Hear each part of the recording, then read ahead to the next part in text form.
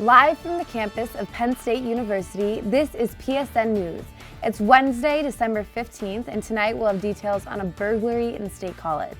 We also have details on the tornado disaster in Kentucky, along with your weekly COVID-19 update.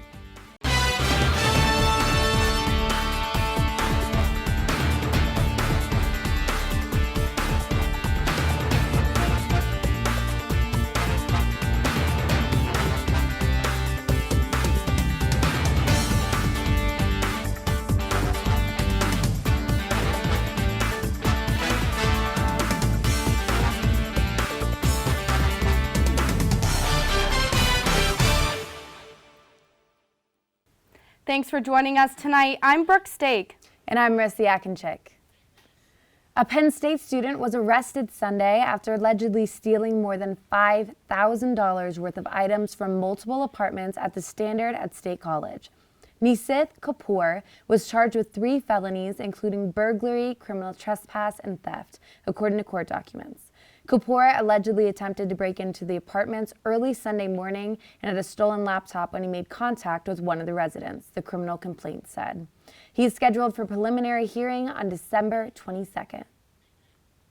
Pennsylvania Senate President pro tempore Jake Corman will not be seeking a 7th term, representing the 24th District in 2022. The Bellefonte Republican will look to focus on his campaign for governor.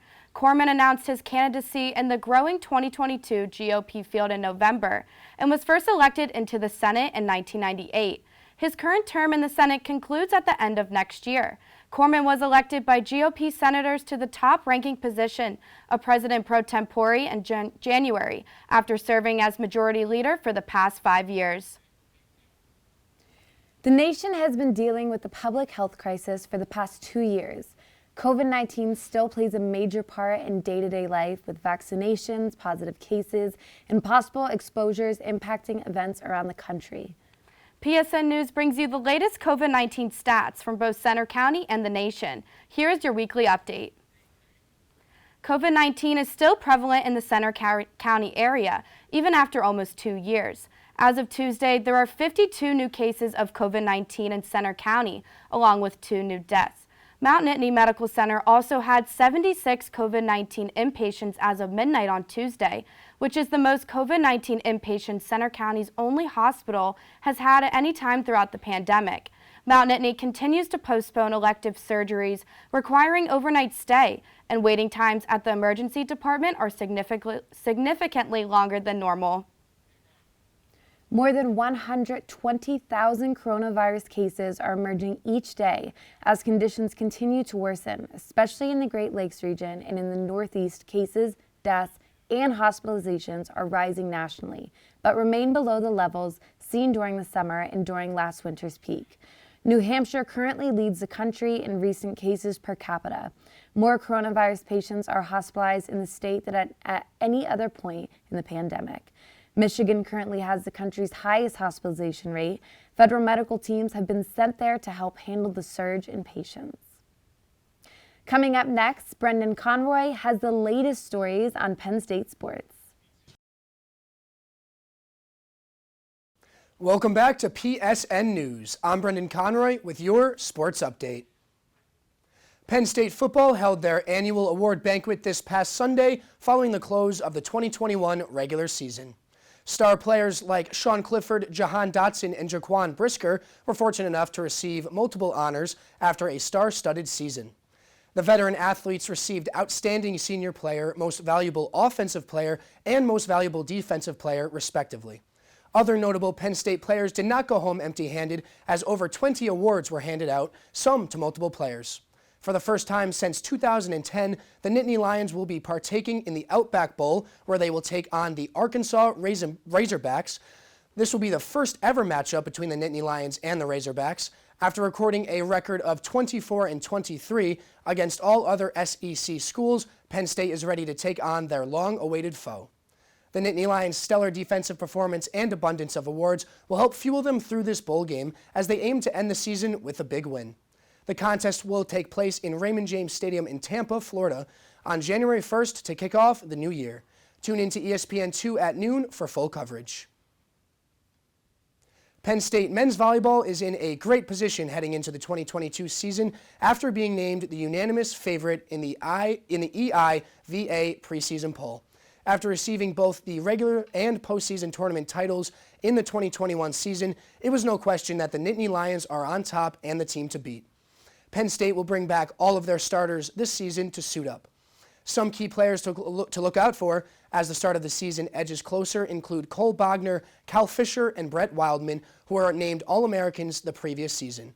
Head coach Mark Pavlik was asked to name a couple of players to watch out for, and sophomore middle blocker Toby Izianu was sure to make that list. Izianu had a strong freshman season and looks to make an even bigger impact now his second time around. With a tall build and long wingspan, he will come in handy blocking and protecting the net.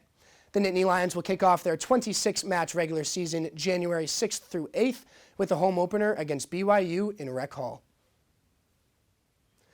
NBA history was made last night as the all-time record for three-point field goals made was broken.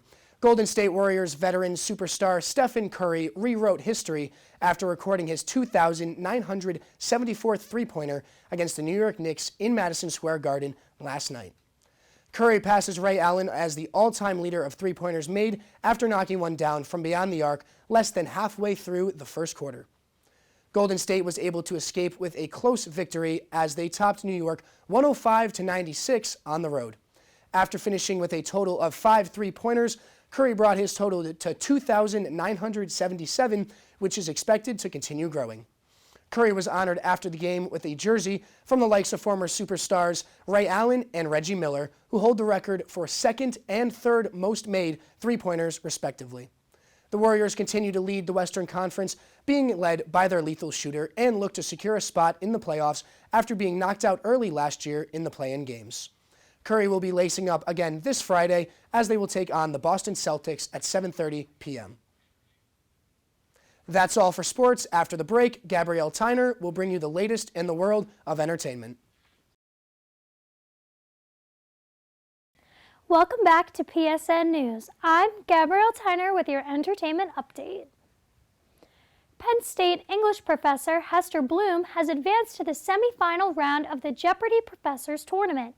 Even though she did not win her first match, her high total secured a wild card in the second of 3 semifinal matches. The episode aired last night where she came in second place. During Bloom's first appearance, she managed to collect a total of $12,000. 11-year-old Ryan Marissa from the State College area is being highlighted this holiday season for giving back to the community. Marissa took his love for dogs and created Rise Pup Tugs. He creates dog toys for dogs at the Paws Shelter and even hands them out to other dog owners. Marissa has managed to network out of the State College area and has toy requests from places like Denver, New Orleans, and California.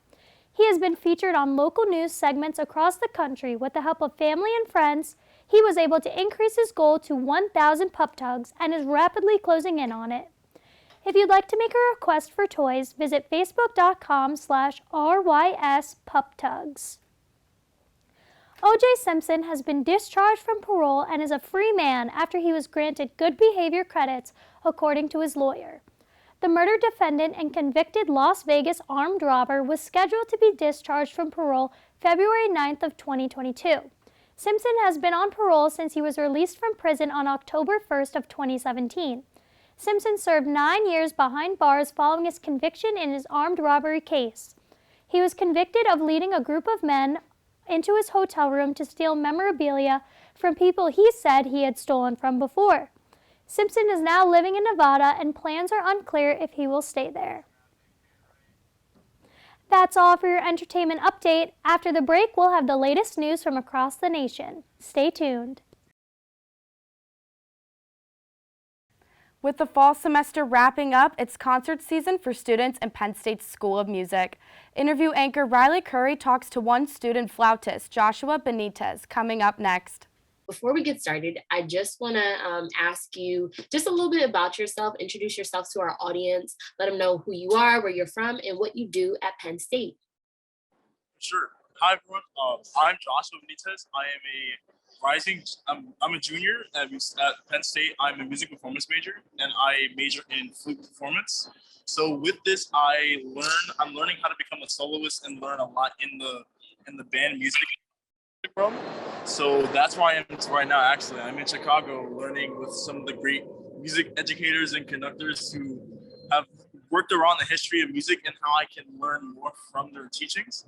And that's just a little bit about myself. And I'm sorry that it's kind of hectic right now, but it's just a lot. It's a great convention that's going on. How long have you been playing the flute for? I've been playing for about since fourth grade, so I've been playing for about 9 to 10 years.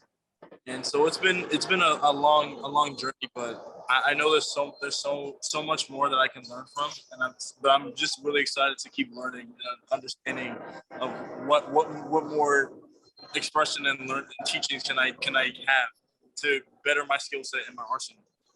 So where do you see yourself in the next 10 years? And what is your dream in terms of playing this instrument? I think my dream with playing the flute is to become one of the most professional and world-renowned flutists in the world, and to be able to perform with really prestigious ensembles. There's a lot of great symphonies and great bands out there in the country, and I want to be able to be a part of those groups and be able to like make great music towards the community, because that's where my goal is, what my dream is. My dream is to inspire people to listen to more music and create a feeling and emotion that I feel is getting lost in these next years, and I feel like it needs to be rekindled in people, the emotion and the passion that music can bring to it. Wow, so that's a really interesting goal. So what does music mean to you then? Since you tie it to all these emotions, can you explain what it means for you?